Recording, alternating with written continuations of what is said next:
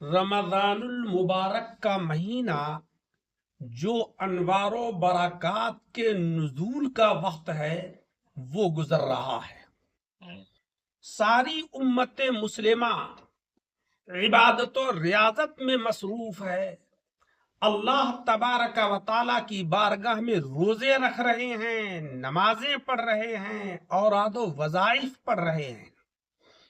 یہ عبادت صرف ہمارے ہی اوپر فرض نہیں ہے، اگلی امتوں کے اوپر بھی فرض تھی، اور آقا علیہ الصلاۃ والسلام نے سن 2 ہجری سے پہلے روزے رکھنے کا اہتمام فرمایا۔ جب سن 2 ہجری میں رمضان شریف کے روزے فرض ہوئے تو پھر ان روزوں کو مستحب کا درجہ دے دیا گیا اور یہ اسلام کا رکن بن گئے جو رمضان شریف کے روزے ہیں۔ یہ ماہ مبارک بڑی برکتوں اور رحمتوں والا ہے، اس میں اللہ جل شانہ و عم نوالہ کی رحمتوں کا نزول بالعموم ہوتا ہے، ہر طرف انوار و برکات نازل ہوتے ہوئے محسوس ہوتے ہیں۔ روزے سے صرف انسان کی روح کو ہی تقویت نہیں پہنچتی ہے بلکہ اس کو جسمانی فوائد بھی حاصل ہوتے ہیں۔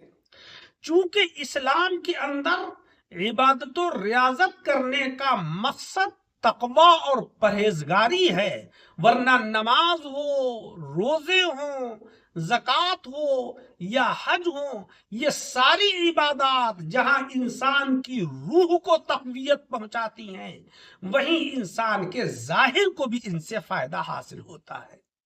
جناب خاتم النبیین اشرف المرسلین محمد مصطفیٰ صلی اللہ علیہ وسلم کا ارشاد عالی ہے کہ روزے دار جب روزہ رکھتا ہے تو اس کی جو کیفیت اس کے جسم سے ظاہر ہوتی ہے، اس کے منہ سے ظاہر ہوتی ہے، وہ کیفیت اللہ تبارک و تعالیٰ کو بہت پسند ہے۔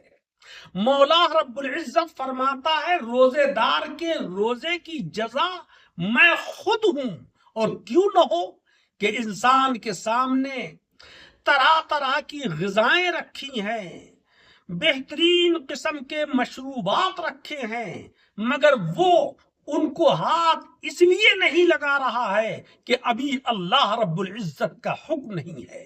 جب اللہ کا حکم ہوگا تو میں ان غذاؤں کو کھاؤں گا، ان غذاؤں کا استعمال کروں گا۔ تو مولا تبارک و تعالیٰ کو یہ کیفیت انسان کی بڑی پسند ہے۔ حدیث مبارک ہے کہ روزے دار جو بارگاہ الہی میں حاضر ہوں گے ان سے کہا جائے گا کہ تمہارے لیے آج ایک مخصوص دروازہ ہے جنت میں داخل ہونے کا، اور اس دروازے کا نام ریان ہے۔ جب روزے دار اس دروازے سے جنت میں داخل ہو جائیں گے تو پھر اس دروازے کو بند کر دیا جائے گا۔ تو گویا کہ یہ VIP مہمان ہوں گے اللہ جل شانہ و عم نوالہ کے، جنہوں نے اللہ کی رضا اور خوشنودی حاصل کرنے کے لیے روزے رکھے۔ میرے عزیزوں، روزوں کا اہتمام ضرور کیجئے، لیکن ساتھ ساتھ روزوں کے ہر طرح کی برائی سے اپنے آپ کو پاک و صاف کیجئے۔